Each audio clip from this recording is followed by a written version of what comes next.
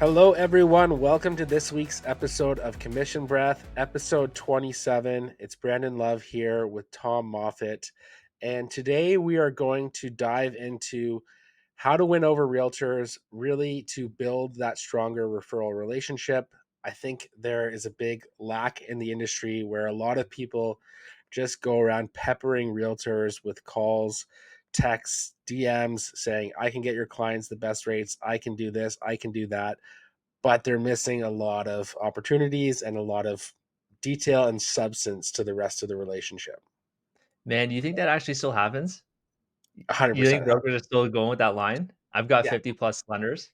100%. Dude, even within like some of the independent mortgage brokering pages like newbie mortgage professionals or I love mortgage brokering, people with who have just gotten their license will hop on and be like, I can get you the best rate. It's like, yeah, are Yeah, you kidding I've me? seen that before too. It for sure happens, man, out of thousands of us in the industry. Yeah, and so what we're gonna do is this one's gonna be we're gonna do part one and two. So part one is gonna be more of the I don't even want to say foundation pieces because some of this is outside the box and a bit more not advanced, but just sprinkling in extra value adds. Um, but a lot of this is the basics that you should be doing in part one. And part two is more, we're gonna dive into more lead gen value adds that we can provide for realtors. And this is all stuff that we've done. Every single one on this list is stuff that both of us, Brandon and I, have done in our business that have been successful. Some more so than not. And we're going to explain which ones. But the first one, every single broker has to do this. You've heard this before. Communication is number one. Yes, it's been around forever, this value add. Everyone talks about it, but nobody's doing it right. We still see it to this day. We still see realtors leaving other mortgage brokers. We're not saying we're the best, but we're saying we're at least doing something right. And I think a lot of it comes down to communication because if you ask any realtor, 90% of them will probably say that communication is a big pain point for them. Exactly. And it's the same thing like for you, you only get paid if you close the file. Your realtor is only getting paid if that purchase actually closes. So they care to know along the whole journey where things are at. And a lot of brokers and agents have initial good conversations and good communication, but then maybe they take on too many files, they get a little too busy, and the ball drops. I always like to tell people I would rather you fault me for over communicating than feel like I've under communicated with you. Yeah, if they're reaching out to you asking for an update, it's in my opinion, it's game over there. Sure, it happens every now and then, spring market, things get busy. But if it's happening repetitively and the realtor continues to have to reach out to you, then yeah, you got to up your game on that. So why don't we dive into some specifics with communication and what we do? So why don't you kind of go over our communication commitment, Brandon? Yeah, for sure. So any lead that comes in, we do a 90-minute turnaround that we'll follow up with them. And then we update the realtor right away. So it would just be like, say, Tom sent me a lead. I would follow up with that lead within 90 minutes. And then I'd say, hey, Tom, I connected with them. Or hey, Tom, I've left them a voicemail and a text message or emailed my calendar link to set up that appointment. Quite often, if it's an email introduction, because we've asked most of our realtors to do email, we are then putting them in that reply so that they can see that that's been picked up and they can see the timestamp on that as well.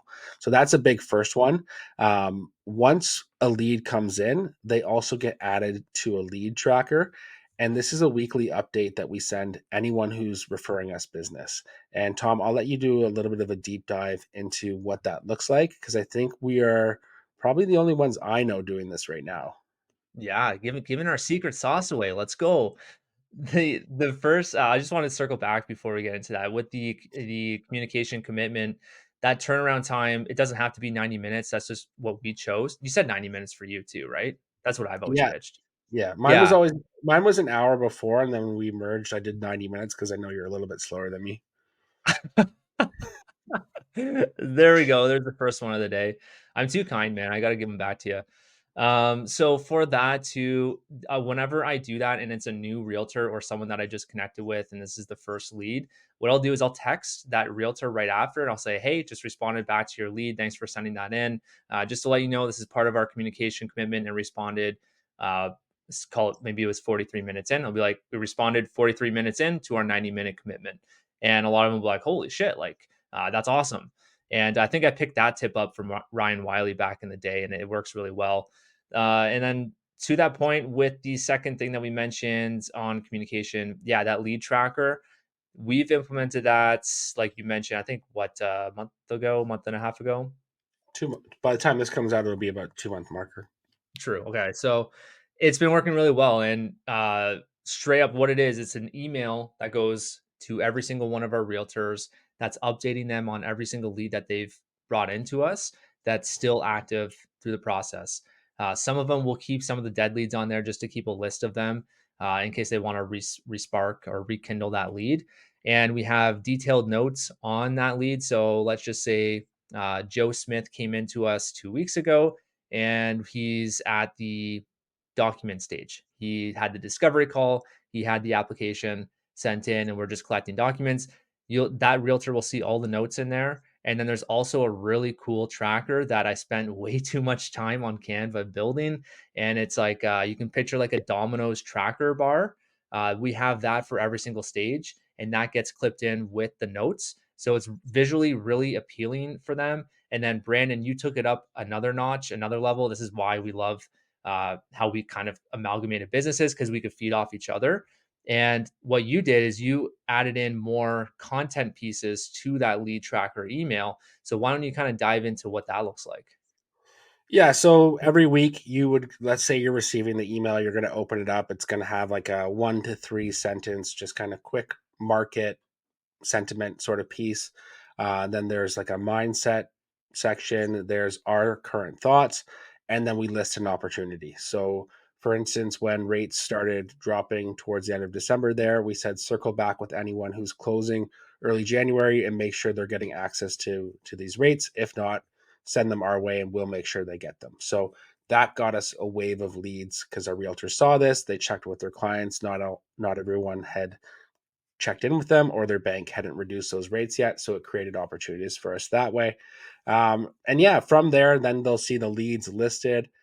What I do is I highlight if there's any like material changes. So if someone's inactive for like even a couple months, you then highlight, hey, we touched base with them. They're refreshing these documents or whatever. And it just shows that you're not letting things get cold or go stagnant. So if you're sending a lead and it's in our world, we're nurturing that until it either funds or they tell us to fuck off. Yeah, and the added benefit to that too is like you can just I whenever it comes to marketing or just seeing like tuning into WIIFM, what's in it for me, that's what I always visualize on the receiving end. And for a realtor, I'm visualizing like, okay, this email's coming in. What's the other added benefit to this? Well, Tom's got my back. He's got all of the leads taken care of. That's like number one. Number two is I get this refreshed list every single week of all my leads, and if I wanted to just go through that list and contact these people as another reach out, I don't have to look through everything to see where these leads are at. Tom and Brandon, they've already compiled everything for me. So that's the added benefit too. And I think that's why our realtors love it. But just like a disclaimer, like before you go and do this, really think long and hard about it because it honestly, it's such a big time commitment. And there's been a couple weeks where we did not want to do it, but you gotta stick with it because we started, and it probably takes me still about an hour to. It depends on how many leads we have at the time, but yeah, I mean, I was probably at about an hour the last time I did it. We time ourselves. Yeah, I would say before you commit, go back to some of the time time saving hacks we've shared. Revisit some of those templates, things like that, toggle tracking, because it is a big time commitment to do, and it only gets harder the more lead partners you have and leads you have. So definitely revisit those because the first time I did it took me an hour and a half, and I did the last one. It was about 40 minutes, but it is a big piece, and people will start to expect it. It's kind of like that hedonic adaptation. Once they're used to it, you can't really say, "Oh, I'm no longer Yeah. doing this." You can't take away the value. So make sure it is something you can commit to. I would say we would share the templates with you, but we're not going to. That's our secret sauce. So we'll share the idea. You got to come up with your own creative way of demonstrating that yourself, but definitely build in some time saving tools before you commit to that piece. All right. The next one is a piece that we do for every single client, and it's been a huge value to both our clients and to realtors. And it's another thing that once you start it, you have to commit to doing it, but it makes your life so much easier and it adds a lot of clarity to the whole rest of the job as well. So, Tom, why don't you dive into that? Budgeting, let's go. I think everyone needs to be doing budgeting in their business. I mean, there's been so much training out there, and the 10 Loans Academy, Scott Peckford's Bricks. Like, there's so many different trainings out there on how to do it. There's the spreadsheets out there in the world. If you're not doing budgeting, come on, guys, you got to do it. But what, like, I mean, pretty straightforward. You're just every pre-approval you're doing a budget for someone, and when you do that, you're going to send out the pre-approval email to the client and CC the realtor in there. You of course ask permission from the lead, the client, before you do that. But 9 times out of 10, they're going to say yes. Go ahead, CC me in that budget email because there's nothing personal on there. It's just the budgets. And with that budget, you're going to have a video breakdown of every single thing on there: the closing costs, the monthly payments, any like a buy and sell budget, refinance. You're going to have one for all of them. So you're going to show all the moving pieces in there. And when you do that, and this comes down to back to the referral partners, you're going to text them right after if it's a newer referral partner, or if it's let's say it's a client that's using their own realtor and you haven't connected with them yet. That's a really good way to get into their world because they're going to get CC'd on that. You're going to send a text to that realtor and you're going to say, hey, just sent a pre-approval off to our mutual client Joe, and feel free to check out the budget, watch the video. We do this for every single client. Yeah, for sure. And you touched on it, but 100% ask for permission. I got 3 deals last year from people that the agent was great. They did budgets, but they copied the realtor in automatically. And these clients felt that that was like an abuse of their trust. And so they asked the agent for another referral. So Really? I always, didn't know that. yeah. So always ask for that permission. You never know what someone's going to be triggered by. So I always like over communicate and over ask for consent on that kind of stuff because you never know what someone's going to get touchy feely about. So Yeah, I always ask on the discovery call and I'll put it in the notes. And if there's something that needs to be discussed on the pre-approval that might be a bit more sensitive, I'll either confirm with the client and be like, "Hey, there's a quick reference of this," or if I know it's like a bit more sensitive, then I just won't CC the realtor. And if it's like current realtor partners, they get it. They've seen our budgets before, so it's not a big deal. yeah, they know what's happening, and Yeah, sometimes they understand. Also, they'll have a vibe from the client on their side that that person's a little bit more keeps their cards closer. yeah, Nothing, nothing exactly. wrong with that. But okay, so big advantage once you have this budget in place is it gives you a ton of clarity as to what the client can afford. You've sent to the client knows down to the penny where they're at. When they're shopping, they should now shop within that parameters. You see a lot of brokers and agents complain like my client went wildly over budget. Did they go wildly over budget or was there never enough clarity within that budget? So let's assume there is that clarity. Now when they're shopping, you have the confidence in what you've what you pre-approved them for, what the options are laid out for them. So when they find a property they like, you do what we call the offer assist. So offer assist is say Tom's the realtor and Willow's the client and John is the listing agent. I'm going to say, "Hey John, I'm working with Tom and our mutual client Willow. I did her mortgage financing. Just want to let you know her financing is rock solid and everything is good to go. With her offer, the only thing standing in the way is you accepting the offer. If you or your clients have any questions, please let me know, and I look forward to working together."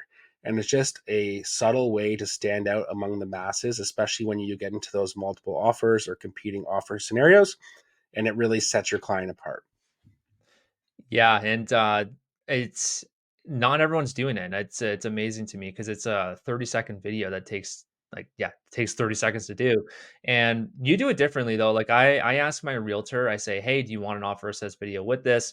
They don't know what it is, I'll explain it, but if they do and they say yes, then I'll send it over to my current realtor partner because I typically want them to be in control of that. But your mindset's different. You actually, unless you do it differently now, you text it the link or send a text message to the listing realtor, right? Yeah, so I don't do it for everyone because some realtors, same thing. some realtors felt like it was like stepping on their job, and their job Yeah. was to present the client, which I get, whatever, do it your way. So I ask, if you want it, I let my realtors know it exists. If you want me to do it, I'm happy to do the video for you. Some of them use it religiously and some never use it at all, and that's totally up to them and their clients. Yeah, exactly. And I don't do it for every single client either because not every client is like a foolproof, like, yeah, they're gonna have no issues. Like there's those iffy ones here and there, right? So you don't want to do it for those. But if you're confident on it and you've been around in the industry long enough to know that, yeah, I'm getting approval on this and I'm not gonna have issues, then yeah, go for it.